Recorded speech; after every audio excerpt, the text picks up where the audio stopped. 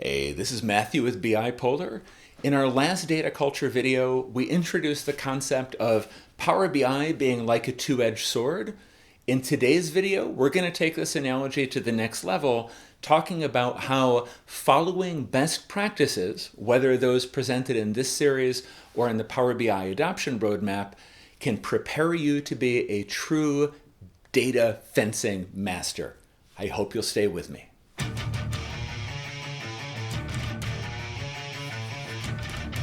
As we kick off this video, I'd like to introduce you to the montante. The montante is an Iberian greatsword that was used to great effect by soldiers, mercenaries, and masters at arms in the late 15th and early 16th centuries. Now, the montante, this one here, is a little bit under 6 feet tall. It's a little small for someone of my size, but essentially it was designed to be used as a one against many weapon. If you were surrounded by 20 people, this is what you wanted, assuming you knew how to use it. If you needed to guard the king or to protect a bridge or a ship or some other large group scenario, this was the weapon that would protect you, especially keeping in mind that the weapons that your opponents would have at the time were likely rapiers like the one that you see up on the top behind me. And the key thing about the montante is that this was the advanced weapon. Most people didn't use it, most people didn't know how, but the people that did use it, they were the ones that were responsible for the most important protection or maybe offensive responsibilities. And the montante has survived both as an historical weapon, but also as a term that demonstrates authority, where the fencing master, the person responsible for a sale, might have the montante either physically or symbolically as a symbol of their authority. Now, back in the 1600s, Diogo Gomez de Figueiredo, an Iberian fencing master, he published a short manuscript that included 16 rules for the montante. And these rules were essentially templates of best practices to follow for how to use this advanced weapon in specialized or specific circumstances. There were rules for clearing a square, for guarding a bridge, for being a bodyguard where the person that you're protecting is behind you and you're potentially surrounded by enemies.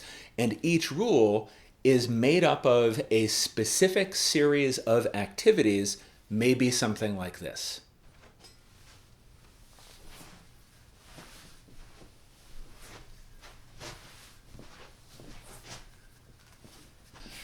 As you can imagine, that was a little awkward because I'm indoors trying not to knock over the shelves or knock over the microphone.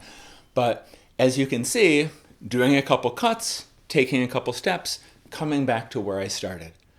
This is not a sword fight. You're not going to be able to do this if you're faced with one opponent, much less many. But Figueiredo knew this.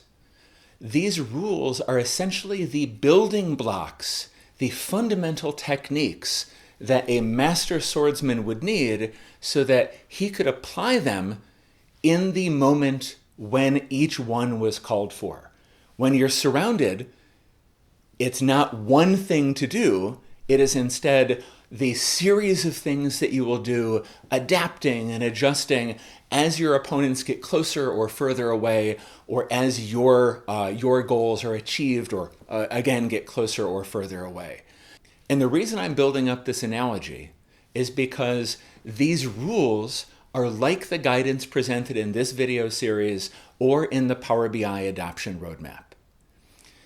The data culture videos and the adoption roadmap, each one of them provides guidance. This is how you can set up and why you should set up a central portal for sharing information. This is what's necessary to establish a center of excellence.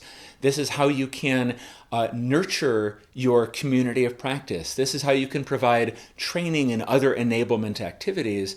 Each one of these is the rule that you can follow and apply it based on the needs of your day-to-day battles inside your organization.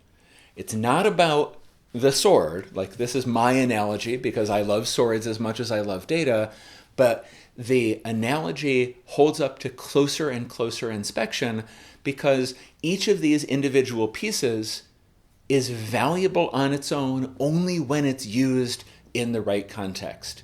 Working to establish a community of practice is most valuable when you're working to enable more self-service in a managed, quality way.